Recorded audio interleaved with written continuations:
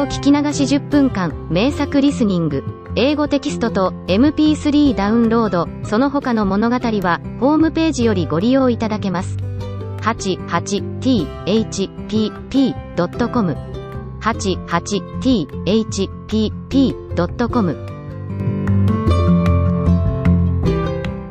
His heart was breaking. He fell ill. For 3 days he remained in the wagon, with a coverlet over him, fighting a fever, and seeing no one except the capataz, who came to give him his drink and feel his pulse. And then he believed that he was lost, and invoked his mother in despair, calling her 100 times by name, "Oh my mother! My mother! Help me! Come to me, for I am dying! Oh, my poor mother, I shall never see you again! My poor mother, who will find me dead beside the way!" And he folded his hands over his bosom and prayed. Then he grew better, thanks to the care of the capataz, and recovered, but with his recovery arrived the most terrible day of his journey, the day on which he was to be left to his own devices. They had been on the way for more than 2 weeks, when they arrived at the point where the road to Tucumán parted from that which leads to Santiago del Toro. The capataz announced to him that they must separate. He gave him some instructions with regard to the road, tied his bag on his shoulders in a manner which would not annoy him as he walked, and, breaking off short, as though he feared that he should be affected, he bade him farewell. The boy had barely time to kiss him on one arm. The other men, too, who had treated him so harshly, seemed to feel a little pity at the sight of him left thus alone, and they made signs of farewell to him as they moved away. And he returned the salute with his hand, stood watching the convoy until it was lost to sight in the red dust of the plain, and then set out sadly on his road. One thing, on the other hand, comforted him a little from the first. After all those days of travel across that endless plain, which was forever the same, he saw before him a chain of mountains very high and blue, with white summits, which reminded him of the Alps, and gave him the feeling of having drawn near to his own country once more. They were the Andes, the dorsal spine of the American continent, that immense chain which extends from Tierra del Fuego to the glacial sea of the Arctic Pole, through 110 degrees of latitude. And he was also comforted by the fact that the air seemed to him to grow constantly warmer, and this happened, because, in ascending towards the north, he was slowly approaching the tropics. At great distances apart there were tiny groups of houses with a petty shop, and he bought something to eat. He encountered men on horseback. Every now and then he saw women and children seated on the ground, motionless and grave, with faces entirely new to him, of an earthen hue, with oblique eyes and prominent cheekbones, who looked at him intently, and accompanied him with their gaze, turning their heads slowly like automatons. They were Indians. The first day he walked as long as his strength would permit, and slept under a tree. On the second day he made considerably less progress, and with less spirit. His shoes were dilapidated, his feet wounded, his stomach weakened by bad food. Towards evening he began to be alarmed. He had heard, in Italy, that in this land there were serpents. He fancied that he heard them crawling. He halted, then set out on a run, and with cold chills in all his bones. At times he was seized with a profound pity for himself, and he wept silently as he walked. Then he thought, "Oh, how much my mother would suffer if she knew that I am afraid." And this thought restored his courage. Then, in order to distract his thoughts from fear, he meditated much of her. He recalled to mind her words when she had set out from Genoa, and the movement with which she had arranged the coverlet beneath his chin when he was in bed, and when he was a baby, for every time that she took him in her arms, she said to him, "Stay here a little while with me," and thus she remained for a long time, with her head resting on his, thinking. And he said to himself, "Shall I see thee again, dear mother? Shall I arrive at the end of my journey, my mother?" And he walked on, among strange trees, vast plantations of sugarcane, and fields without end, always with those blue mountains in front of him, which cut the sky with their exceedingly lofty crests. 4 days, 5 days, a week, passed. His strength was rapidly declining, his feet were bleeding. Finally, one evening at sunset, they said to him, "Tucumán is 50 miles from here." He uttered a cry of joy, and hastened his steps, as though he had, in that moment, regained all his lost vigor. But it was a brief illusion. His forces suddenly abandoned him, and he fell upon the brink of a ditch, exhausted. But his heart was beating with content. The heaven, thickly sown with the most brilliant stars, had never seemed so beautiful to him. He contemplated it, as he lay stretched out on the grass to sleep, and thought that, perhaps, at that very moment, his mother was gazing at him. And he said, "O my mother, where art thou? What art thou doing at this moment? Dost thou think of thy son? Dost thou think of thy Marco, who is so near to thee?" Poor Marco! If he could have seen in what a case his mother was at that moment, he would have made a superhuman effort to proceed on his way, and to reach her a few hours earlier. She was ill in bed, in a ground-floor room of a lordly mansion, where dwelt the entire Mequines family. The latter had become very fond of her, and had helped her a great deal. The poor woman had already been ailing when the engineer Mequines had been obliged unexpectedly to set out far from Buenos Aires, and she had not benefited at all by the fine air of Cordova.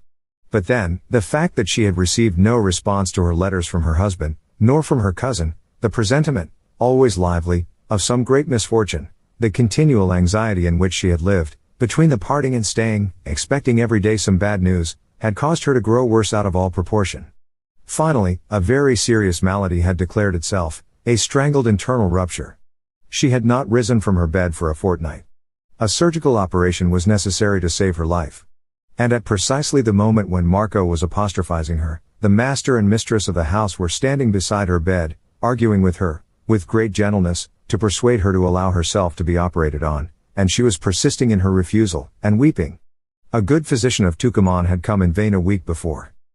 "No, my dear master," she said, "do not count upon it. I have not the strength to resist. I should die under the surgeon's knife. It is better to allow me to die thus. I no longer cling to life. All is at an end for me. It is better to die before learning what has happened to my family." And her master and mistress opposed, and said that she must take courage, that she would receive a reply to the last letters, which had been sent directly to Genoa, that she must allow the operation to be performed, that it must be done for the sake of her family. But this suggestion of her children only aggravated her profound discouragement, which had for a long time prostrated her, with increasing anguish. At these words she burst into tears. "Oh, my sons! My sons," she exclaimed, wringing her hands, "perhaps they are no longer alive. It is better that I should die also. I thank you, my good master and mistress, I thank you from my heart. But it is better that I should die. At all events, I am certain that I shall not be cured by this operation. Thanks for all your care, my good master and mistress. It is useless for the doctor to come again after tomorrow. I wish to die. It is my fate to die here. I have decided." And they began again to console her, and to repeat, "Don't say that," and to take her hand and beseech her.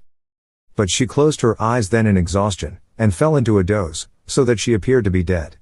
And her master and mistress remained there a little while, by the faint light of a taper, watching with great compassion that admirable mother, who, for the sake of saving her family, had come to die 6,000 miles from her country, to die after having toiled so hard, poor woman. And she was so honest, so good, so unfortunate. Early on the morning of the following day, Marco, bent and limping, with his bag on his back, entered the city of Tucumán, one of the youngest and most flourishing towns of the Argentine Republic. It seemed to him that he beheld again Cordova, Rosario, Buenos Aires. There were the same straight and extremely long streets, the same low white houses, but on every hand there was a new and magnificent vegetation, a perfumed air, a marvelous light, a sky limpid and profound, such as he had never seen even in Italy. As he advanced through the streets, he experienced once more the feverish agitation which had seized on him at Buenos Aires. He stared at the windows and doors of all the houses, he stared at all the women who passed him, with an anxious hope that he might meet his mother. He would have liked to question every one, but did not dare to stop anyone. All the people who were standing at their doors turned to gaze after the poor, tattered, dusty lad, who showed that he had come from afar. And he was seeking, among all these people, a countenance which should inspire him with confidence, in order to direct to its owner that tremendous query, when his eyes fell upon the sign of an inn upon which was inscribed an Italian name. Inside were a man with spectacles, and two women.